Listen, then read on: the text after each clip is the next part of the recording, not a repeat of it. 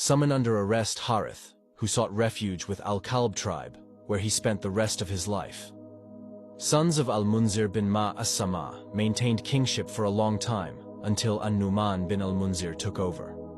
Because of a calumny borne by Zayd bin Adi al-Abadi, the Persian king got angry with An-Nu'man and summoned him to his palace.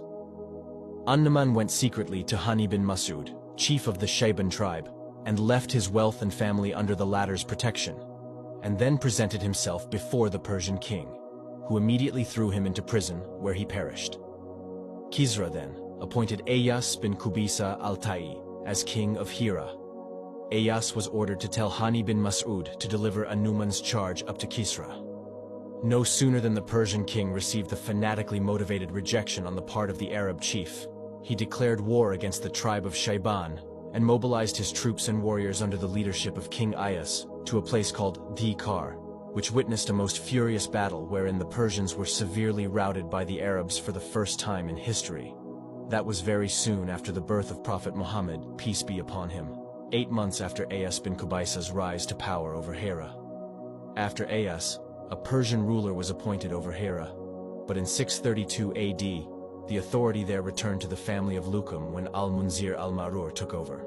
Hardly had the latter's reign lasted for 8 months when Khalid bin al-Walid fell upon him with Muslim soldiers. Rulership in geographical Syria. In the process of the tribal emigrations, some septs of Qudaa reached the borders of Syria where they settled down. They belonged to the family of Sulayh bin Halwan, whose offspring were the sons of Dujama bin Sulayh, known as Ad-Dujaima. Such septs of Qudaa were used by the Byzantines in the defense of the Byzantine borders against both Arab Bedouin raiders and the Persians, and enjoyed autonomy for a considerable phase of time, which is said to have lasted for the whole 2nd century AD.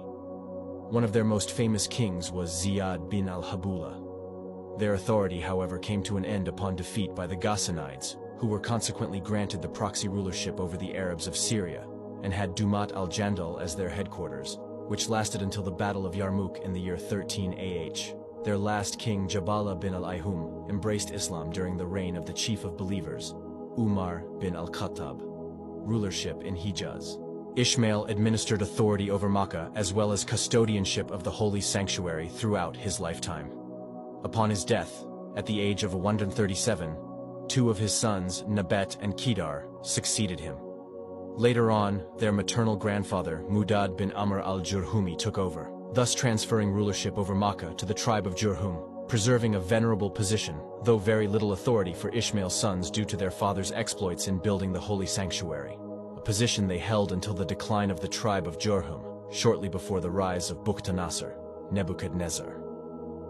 The political role of the Adnanides had begun to gain firmer grounds in Mecca, which could be clearly attested by the fact that upon Bukhtanasar's first invasion of the Arabs in Dati Irq, the leader of the Arabs was not from Jurhum.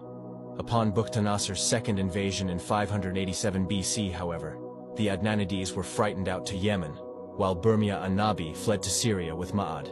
But when Bukhtanasar's pressure lessened, Ma'ad returned to Makkah to find none of the tribe of Jurhum except Jursham bin Jalhama, whose daughter, Mu'ana, was given to Ma'ad as a wife, who later had a son named Nizar.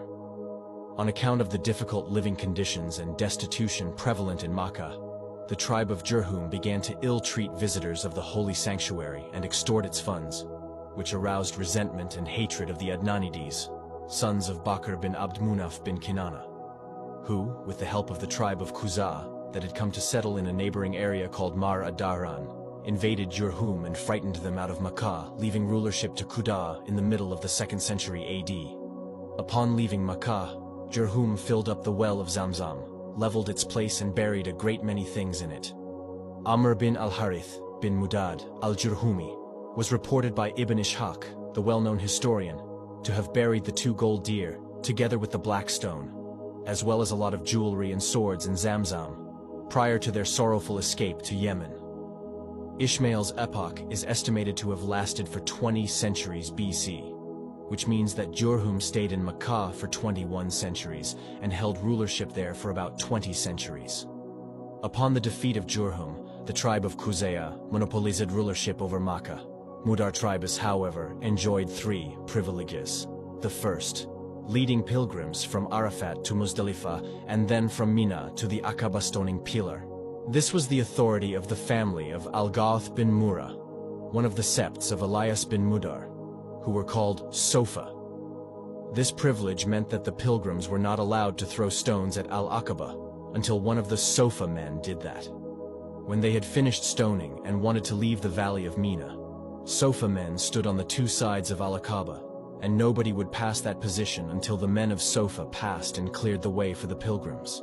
When Sofa perished, the family of Sa'ad bin Zayd Manat from Tamim tribe took over.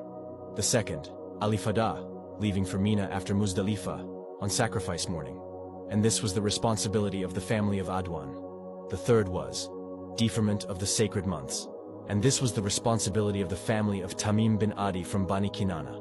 Khuza'a's reign in Mecca lasted for 300 years, during which the Adnanides spread all over Najd and the sides of Bahrain and Iraq, while small septs of Quraysh remained on the sides of Mecca.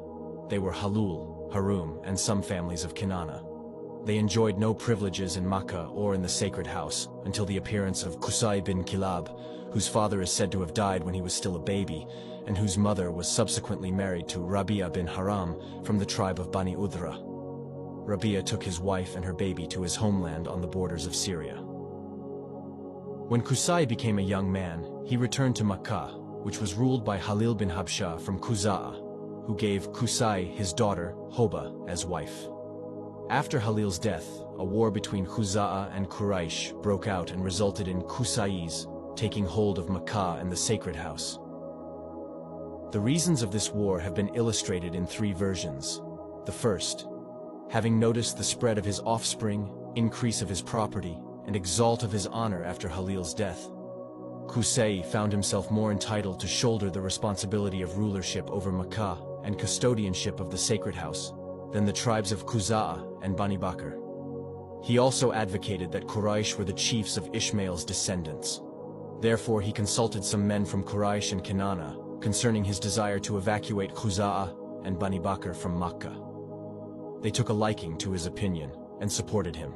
The second, Khuza'a claimed that Halil requested Qusay to hold custodianship of Al-Kaaba and rulership over Mecca after his death.